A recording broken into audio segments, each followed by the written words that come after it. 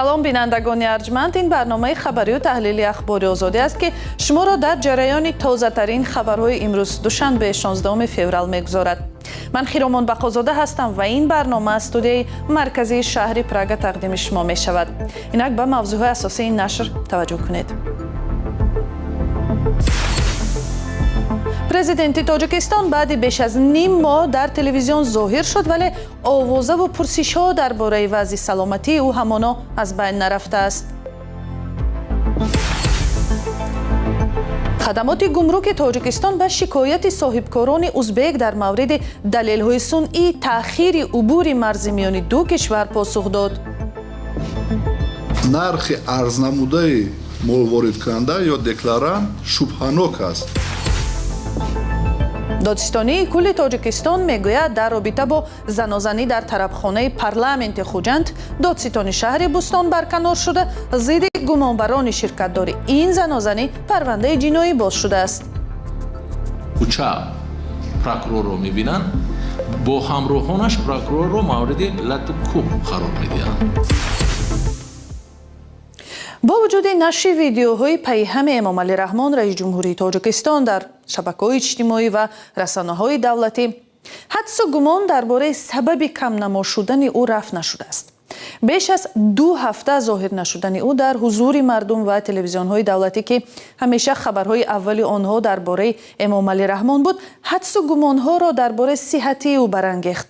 мақомот расман дар ин бора чизе нагуфтанд, аммо пайҳам видеоҳои мулоқотҳои раиси ҷумҳур ва паёмҳои ӯро нашр мекунанд. ҳамкорам Тоҳири Сафар гузориш медиҳад.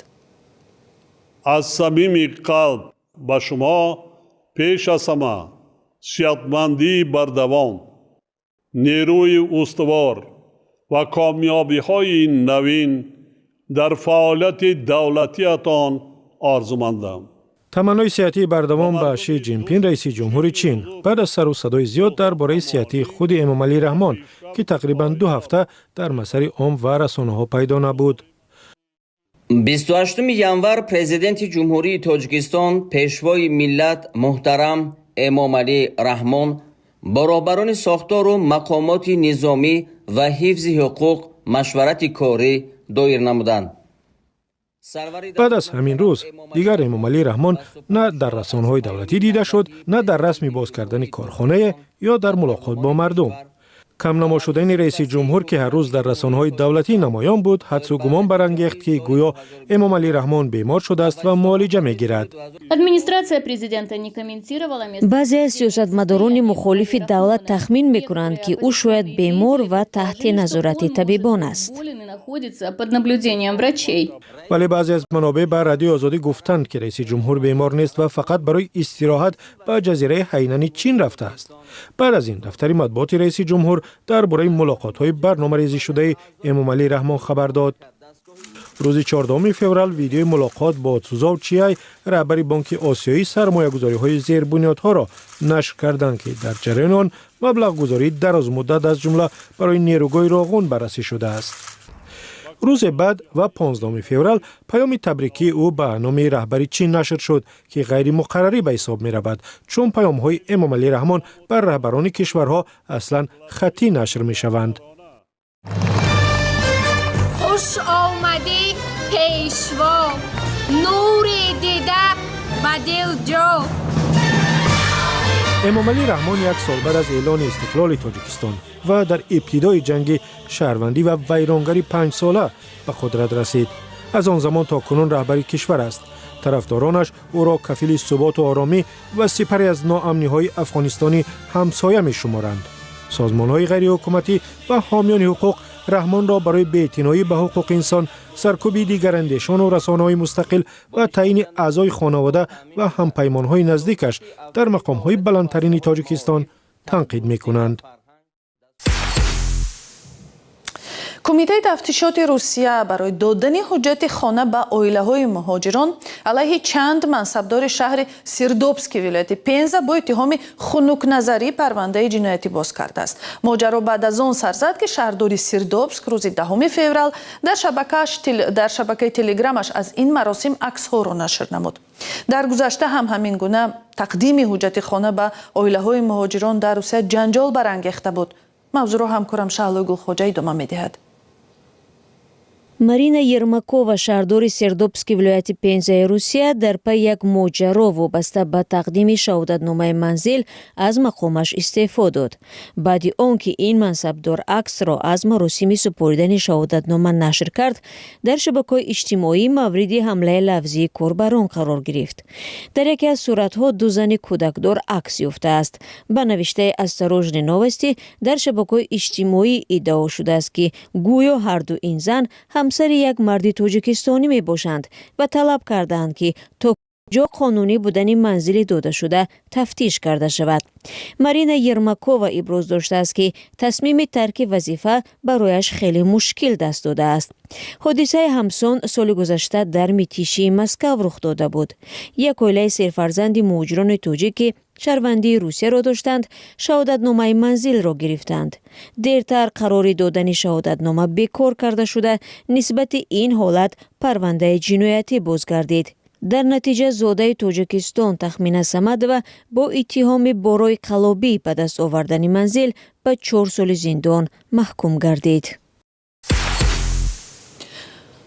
мақомоти гумрук дар Тоҷикистон шикояти соҳибкорони ӯзбекистониро рад мекунанд ки ахиран ба ҳукумат дар Тошканд барои то 6 баробар гарон шудани маҳсулоти воридкунанда ба Тоҷикистон интиқод карданд. сабаби чунин ҳолатро як соҳибкор дар омилҳои сунъиву кашолкориву таҳияи бо таъхири санадҳо аз ҷониби гумруки Тоҷикистон номидааст. ахиран хабарнигорон ин нигарониву танқидҳоро дар нишасти хабарии раҳбарияти кумитаи гумрук дар Душанбе матраҳ карданд ва посухи онҳоро аз гузориши ҳамкорам Барот Юсуфӣ мебинем. дар хадамоти гумрук шикояти баъзе аз соҳибкорони ӯзбекистониро дар бораи монеагузорӣ барои овардани молу маҳсулоти бинокорӣ аз Ӯзбекистон ба Тоҷикистон беасос хонданд. Хуршед Каримзода, раиси хадамоти гумруки Тоҷикистон гуфт, дар бештари маврид бо сабаби дуруст набудани ҳуҷҷатҳои пешниҳодӣ ва расмиятдарории молу маҳсулот бо таъхир ё дермонӣ сурат мегирад.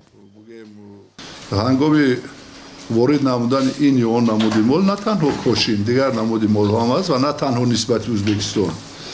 дар аксари ҳолатҳо аз ҷониби молворидкунанда он ҳуҷҷатҳое ки тибқи кодекси гумруки ҷумҳурии Тоҷикистон муайян шудааст пурра пешниҳод карда намешавад ва нархи арзнамудаи молворидкунанда ё декларант шубҳанок аст. чанде пеш баъзе аз соҳибкорони ӯзбекистонӣ аз монеагузории мақомоти Тоҷикистон барои воридоти маҳсулоти сохтмонӣ шикоят карданд. аз ҷумла намояндаи ширкати Кнауф 17 январи имсол аз он изҳори нигаронӣ кард ки сарфи назар аз пешниҳоди бастаи ҳуҷҷатҳо маъмурони гумруки Тоҷикистон маҳсулотро бо таъхир ҳуҷҷатгузорӣ мекунанд ва ин боис ба афзоиши арзиши молу коло мешавад. $300 qo'yib qo'yyapti. Bundan tashqari mana 25-yil 1-dekabrdan арзиши базавиро $300 муайян карда истодааст. илова бар ин аз 1 декабри соли 2025 Тоҷикистон барои воридоти маҳсулоти кошин барои ҳар як тонна $450 пардохти иловагӣ ҷорӣ кардааст. агар қаблан бо дар назардошти логистика ва боҷҳо арзиши як тонна тақрибан $2000 буд, имрӯз он то $12000 расидааст. тоҷирони мо ба масъулини ҳукумати Тоҷикистон муроҷиат карданд ва ин маҳдудиятҳои ҷоришуда дар шакли боҷу пардохтҳои иловагӣ ба худи масъулини ҳукумати Тоҷикистон ҳам писанд нест. bekor qilishni so'ragan, lekin mana 2 oy o'tdi, lekin bekor qilinmayapti. Shunda amaliy yordam berilsa, Tojikiston bo'yicha bo'ldi. дар ҳамин мулоқот муовини сарвазири Ӯзбекистон Ҷамшед Хуҷаев дастур додааст ки кӯшиш шавад ин маҳдудиятҳо аз байн бурда шавад ва агар натиҷа надоданд чораҳои ҷавобӣ татбиқ гарданд.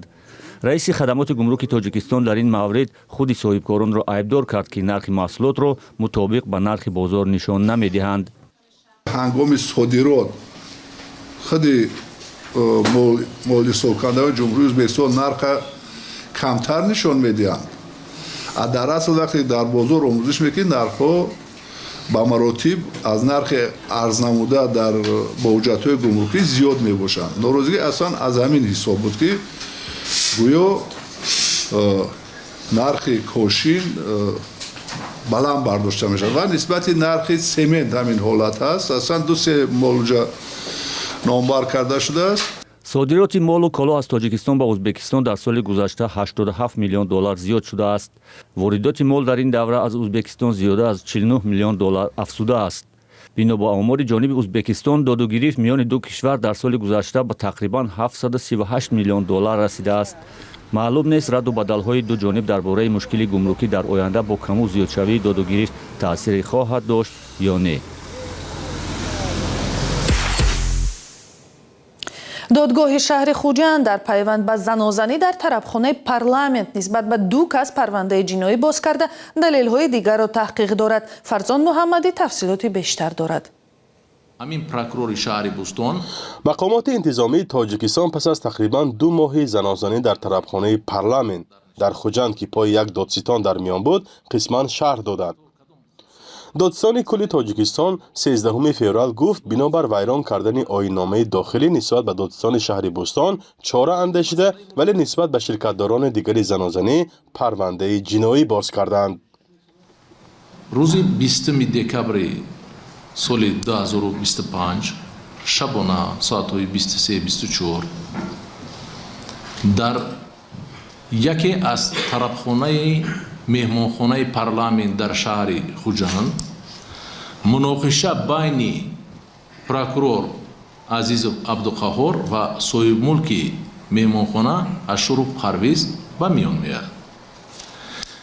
баъди муноқиша вақте ки прокурор ба берун мебарояд муддати бо чӣ қадар пас писари Ашуров Парвиз Ашуров Парвин оиди ин ҳодиса гӯё хабардор мешавад, бо ҳамроҳи дӯстону рафиқонаш ба назди меҳмонхонаи парламент ҳозир мешавад ки барои чӣ нисбати падари ӯ гӯё муноқиша шудааст ва дар ҳамин ҷо вақте ки онҳо бо прокурору дар берун, яъне ки аллакай берун аз меҳмонхона, берун аз тарабхона дар кӯча прокурорро мебинанд, бо ҳамроҳонаш прокурорро мавриди лату кӯб қарор медиҳанд. дар натиҷаи лату кӯб қарор додан прокурори шаҳри Бӯстон Азизов Абдуқаҳор ҷароҳати ҷисмонии дараҷаи миёна мебардорад.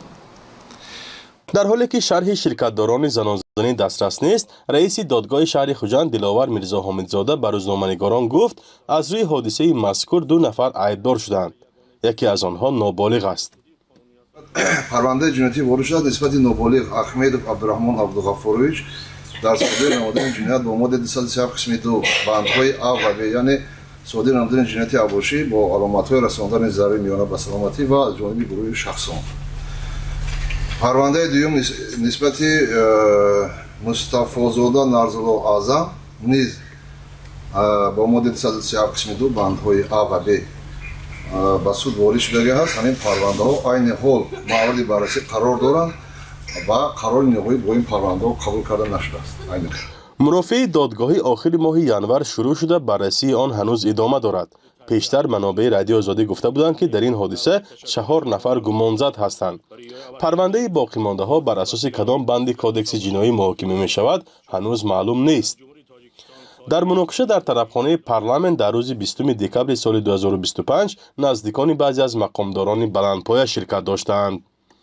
Парвиз Ашуров домоди собиқи сарвазири Тоҷикистон ва писараш Парвин Ашуров ва Абдуқаҳор Азизов додистони шаҳри Бӯстон писари Абдуҷаббор Азизӣ ёвари собиқи Эмомалӣ Раҳмон ду тарафи моҷаро ҳастанд. наздикони ду тараф ҳамдигарро дар сар задани ҳодиса гунаҳкор медонанд. пас аз чанд рӯзи нашри гузориш дар бораи ин муноқиша мақомот хабар доданд ки Абдуқаҳор Азизов додистони шаҳри Бӯстон аз мақомаш барканор шудааст. дар шабакаҳои иҷтимоӣ наворҳои зиёде аз ин занозанӣ нашр шуд ки дар ҳар кадоми он ҷонибҳо тарафи дигареро сабаби сар задани муноқиша меноманд. ҳамчунин шоҳидони ҳодиса дар суҳбатҳои ҷудогона ба хабарнигорони Радиои Озодӣ гуфтанд ки дар занозанӣ инчунин намояндагони дигар мақомоти ҳифзи ҳуқуқ ва шахсони мансабдор низ ҳузур доштанд. вале додистони кул ва намояндагони додгоҳ дар бораи онҳо маълумот надоданд. занозанӣ бо иштироки мансабдорон ё наздикони онҳо дар Тоҷикистон дар гузашта ҳам дида шудааст, аммо дар аксар маврид натиҷаи парвандаашон расонаӣ намешавад. мақомоти интизомии Тоҷикистон ки аз хурдтарин қонуншиканиҳо хабар медиҳанд, умдатан дар бораи ҷанҷоли фарзандону пайвандони мансабдорон ва афроди бонуфуз сукут мекунанд. Фарзон Муҳаммадӣ, Радиои Озодӣ, шаҳри Хуҷанд.